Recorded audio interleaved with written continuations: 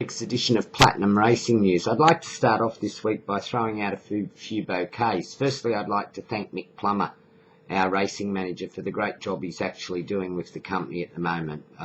For those of you involved in racing, particularly those in the Central West, you may remember Mick used to be the secretary manager of the Golden West Race Club, pardon me, which administers racing in both Bathurst and Orange.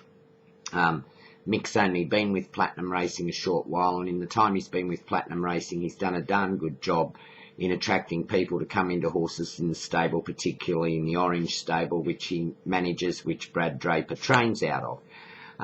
Mick held an open day last weekend, which generated a fair deal of publicity with Win TV and with the Central Western Daily, and that saw some people come into syndicates in horses. And furthermore, prior to that, he got together with a group of people and the publican at the Canobolis Hotel, and a group of men there that call themselves the Old Knobs. They've become involved in horses with Platinum, and Mick's doing a darn good job and working tirelessly for the company, and I'd like to thank Mick for the help that he has given us so far since joining the company. Also, if any of you people want to contact me, talk to him about racing or about what we do at Platinum Racing, you can contact him on 0422 246 202 or email him at michael@platinumracing.com.au. Whilst on the subject of Orange, I'd also like to thank Louise Ellis from Argyle Park Thoroughbreds, who sent me photos which I've loaded on the website of our mares and some of our spelling horses out at Argyle Park. I know they've had a bucket load of rain in the Central West this year, but Louise has got the horses looking absolutely fabulous. Louise and her husband Mark are standing Mossata at Eagle Park this year, and he's a very well-bred horse and has had quite a few handy horses from very few horses to race. And Mossata will be well looked after by Louise and Mark, and judging by the way they turn out the mares and the horses that Platinum have had there, I can certainly guarantee anyone, if you're thinking of sending a horse to Mossata, don't worry about Argyle Park. They'll look after your horse pretty well. And that's not a free plug. Sorry, that is a free plug. It's not something I'm getting paid for, but Louise has done a great job with the horses that she's had for Platinum Racing, and I'd also like to thank her for that. Roller skating's again a reserve for her race at Bathurst on Tuesday, and whether or not she gets a run, I don't know, but she'll be ridden by Robin Freeman if she does get a run. I didn't see the run at Forbes. It was at a non-tab meeting last Saturday week, and people tell me that she went okay. She probably had to improve on a Queanbeyan run, which I thought was pretty ordinary, but they say that she went okay the other day at Forbes, so it'll be interesting to see how she goes on Tuesday afternoon if she gets a run.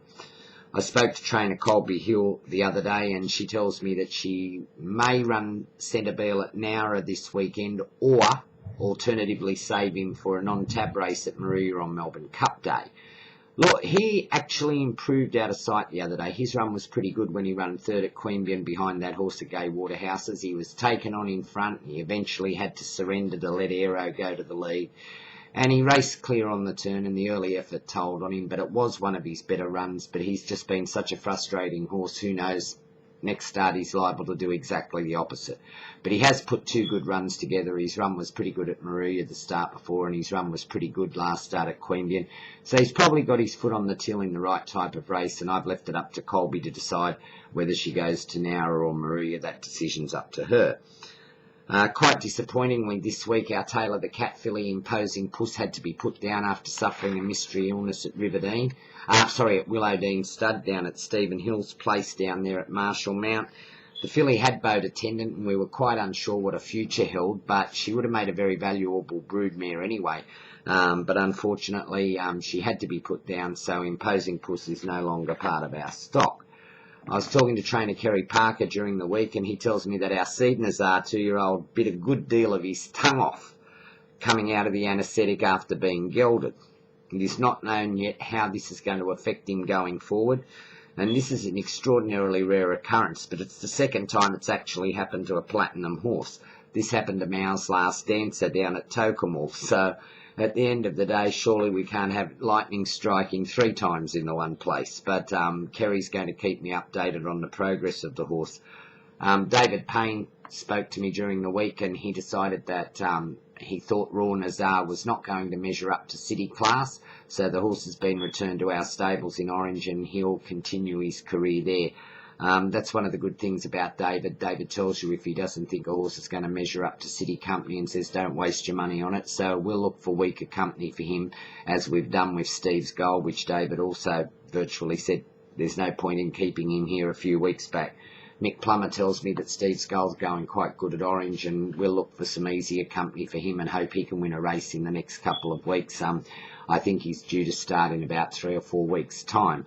I think Rivers is going to go to the races on Orange Cup Day and on Melbourne Cup Day, I'm sorry, and I think that Daniel Edmonds will probably be riding her. I spoke to Daniel, and Daniel resumes from having a broken wrist at the Orange meeting, and we've had a lot of luck with Daniel in the past. He's won races for us on Sir Olivier Arnoux, Artust. So, Dan and I have had a lot of luck together, and I look forward to Dan reuniting with the Platinum horses now he's back in the saddle. Well, that's this week's edition of Platinum Racing News. We've got quite a few mares that are ready to foal, and as that happens, I'll keep you informed. Our old mare Take the Veil, the Sir Tristram mare that we've had no luck with in the past, is actually due to foal next week, so I'm hopeful that eventually, finally, we'll get a foal out of her. Many of the other mares are also due to foal, and I'll get an update off the foalings off Eagle Park during the week, and I'll let you know what foals have been born, and as soon as some photos become available, I'll load them on the website. Talk to you next week, and that's all for now. Bye.